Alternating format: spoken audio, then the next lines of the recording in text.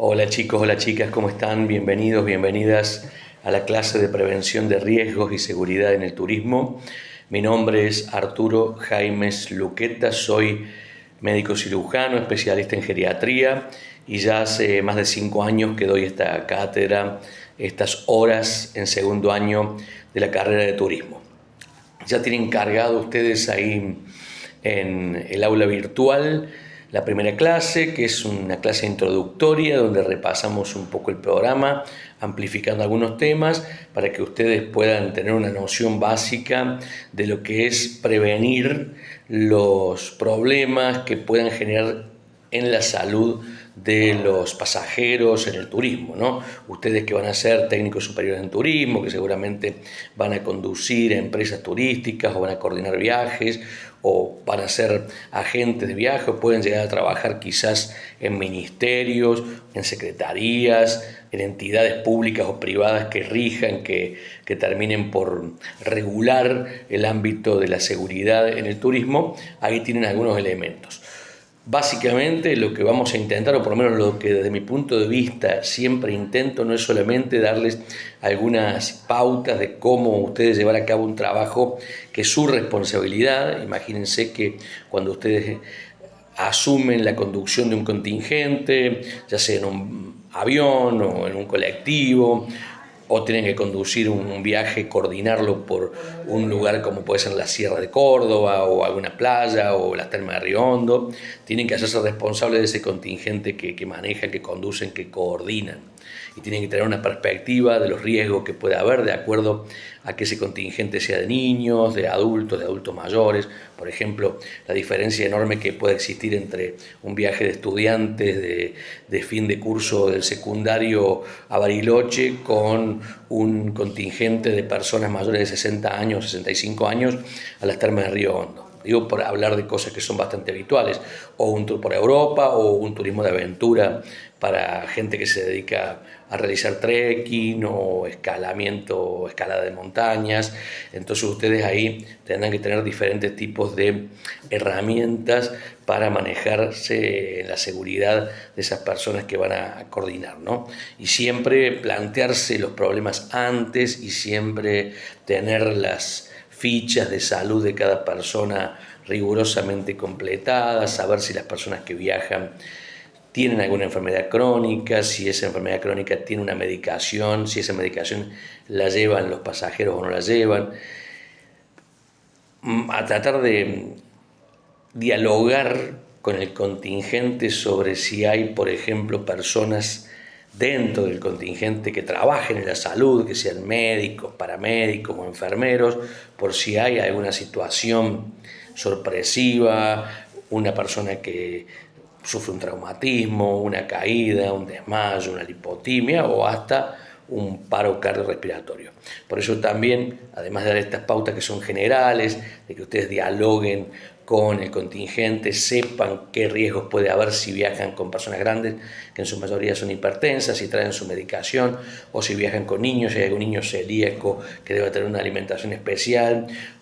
por dar ejemplos, pero ese diálogo tiene que existir. Además de las cartillas que muchas veces se llenan, se apilan y no las leen, y no se sabe si hay algún riesgo, bueno, a veces es mejor dialogar con el contingente, preguntar si hay una persona con alguna situación especial de salud para tener en cuenta en el viaje y entonces advertir que esas 3, 4, 5 personas dentro de un micro donde van 50, tenemos que tener precauciones especiales, ¿no? Entonces, eso está bueno, lo propio que consultar esto que les decía recién, si hay un médico, un enfermero, un paramédico que nos pueda ayudar en caso de alguna emergencia, porque si bien nosotros vamos a tener un botiquín de primeros auxilios, no estamos facultados por ser meramente técnicos superiores en turismo para, por ejemplo, colocar un inyectable, para prescribir un medicamento. Si yo tengo en el botiquín ciertos medicamentos que se pueden utilizar y en el contingente hay un médico, bueno, ese medicamento podrá ser utilizado porque lo prescribe el médico y no lo indico yo como coordinador de viaje que no comprendo o que no estoy habilitado para prescribir un medicamento que no sea de venta libre. Entonces vamos a hablar del botiquín de primeros auxilios, vamos a hablar de cómo se usa el botiquín de primeros auxilios y si tenemos que saber realizar maniobras de primeros auxilios, de reanimación, las maniobras de Heimlich, la RCP clásica, que la puede hacer cualquier persona, porque ahí sí, cuando hay un riesgo de vida inminente, un paro cardíaco, que si uno no hace nada, lo más probable es que la persona muera. Entonces sí podemos actuar, obviamente, si estamos formados, si estamos preparados, si estamos capacitados para hacer una reanimación cardiopulmonar. Y está buenísimo, estaría buenísimo que cada vez más seres humanos estemos capacitados para realizar una reanimación cardiopulmonar, que cada vez más coordinadores de viaje, técnicos de turismo, abogados, ingenieros, puedan salvar una vida en la vía pública. Si nos ocurre un paro cardiorrespiratorio en un lugar alejado del centro, en un lago, en un dique, en una playa, en una montaña, tenemos que saber de qué manera mantener a esa persona lo más viable posible hasta que venga la ambulancia con el servicio de emergencia o hasta que nosotros podamos acercarlo a un centro de salud. Por eso vamos a conocer cómo realizar, y vamos a hacer también incluso una clase especial de reanimación cardiopulmonar. Esta clase de reanimación cardiopulmonar que vamos a dar, vamos también para poder darla a conocer cuáles son los signos vitales, porque no se puede hacer una reanimación cardiopulmonar si no sabemos si esa persona está viva o está en un paro cardiorrespiratorio, que si bien hay una diferencia ahí entre la vida y la muerte, ¿no? Pero un paro cardiorrespiratorio, si bien la persona todavía está viva, si no hacemos nada lo más probable es que muera. Entonces tenemos que saber que un paro cardiorrespiratorio debe tener alterados casi nulos los signos vitales. Por lo tanto, nosotros tenemos que saber, conocer primero cuáles son esos signos vitales. Vamos a hablar en una clase especial, la primera sobre todo, que me gusta darles, de los signos vitales, porque además eso también les permite a ustedes después trasladarlo a sus familias, ¿no? A sus padres, a sus tíos, a sus abuelos, cómo cuidarse de estas alteraciones de los signos vitales, ¿no? Frecuencia cardíaca, tensión arterial, frecuencia respiratoria, temperatura corporal. Y ahí yo agrego también la pregunta que siempre está buena, es si podemos eliminar excretas los movimientos fisiológicos habituales como la orina y la materia fecal, ¿no? Y también yo le agrego a veces, y esto está bueno, aunque es un tema tabú, imponer el diálogo entre el agente sanitario y la persona de la vida sexual, que también es un signo que nos da vitalidad, ¿no? Si bien no es un signo vital estricto, es importante dialogarlo también, porque otro de los temas que es importante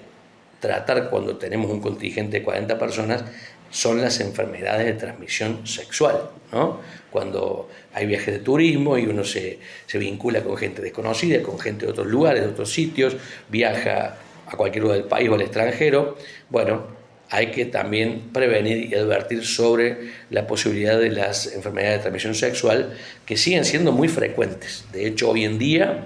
hay muchísimas enfermedades de transmisión sexual, y como se ha perdido un poco el temor al HIV, al SIDA, porque hoy existen tratamientos muy eficaces que prolongan la expectativa y la calidad de vida, y además también baja la carga viral, por lo tanto el contagio es menor, pero hay otras ITS, infecciones de transmisión sexual, que siguen siendo muy peligrosas y muy frecuentes, como por ejemplo la hepatitis B, que es una de las enfermedades de transmisión sexual o infecciones de transmisión sexual más frecuentes del mundo. Existe una vacuna que se pueden colocar, ya voy a hablar de las vacunas también, y la otra es que ha rebrotado la sífilis, que muchas veces se banaliza, no se diagnostica a tiempo, y entonces con el tiempo puede generarse una fase 2 o una fase 3 de sífilis que son potencialmente graves. Entonces, es importante también dialogar de estos temas. Y las vacunas, lo dejo para el último ahí en esta pequeña clase introductoria, ya nos vamos a ver el jueves por la noche, pero las vacunas, que hoy hay una gran propaganda antivacuna en muchos sitios, muchos lugares, y desgraciadamente ha hecho que, por varios motivos, pero uno es por la propaganda antivacuna, el otro por la falta de inversión de algunos gobiernos, incluso el nuestro, de los calendarios obligatorios de vacunación. Por lo tanto, han vuelto a aparecer enfermedades que se prevenían con las vacunas y que estaban prácticamente erradicadas, como por ejemplo el sarampión, ¿no? Entonces tenemos que tener conciencia de que hay vacunas obligatorias para nuestro calendario, que hay vacunas que se recomiendan para viajar a ciertos lugares y otras que son obligatorias para ingresar a algunos países. Algún paneo de vacunación vamos a dar para que tengamos en cuenta la importancia de la vacuna, que es uno de los argumentos por los cuales los seres humanos hemos duplicado la expectativa de vida en los últimos 100 años.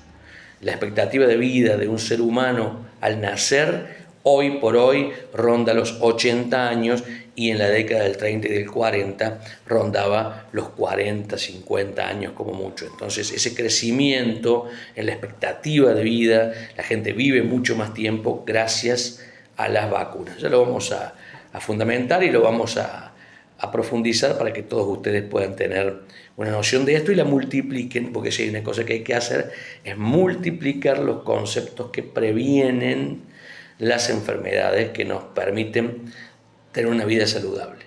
Obviamente también hablaremos de accidentología vital, principal causa de muerte en las personas jóvenes, ¿no? Para que ustedes también, no solamente en su trabajo como agentes de turismo, sino también en su vida diaria, entiendan la importancia de evitar el consumo de alcohol al volante, el consumo de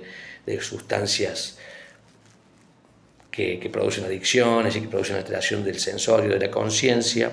de disminuir la velocidad, de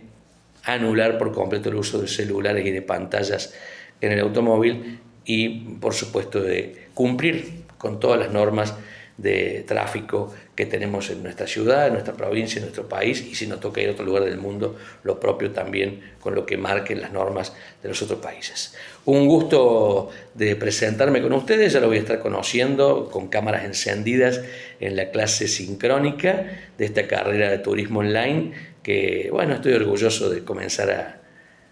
a ser parte, ¿no? Ser parte de la carrera online, que ya lo soy en la modalidad habitual, en la modalidad de turismo que se realiza en el Instituto Superior Mariano Moreno. Ahora también me sumo a esta modalidad online. Nos estamos viendo, chicos. Un abrazo.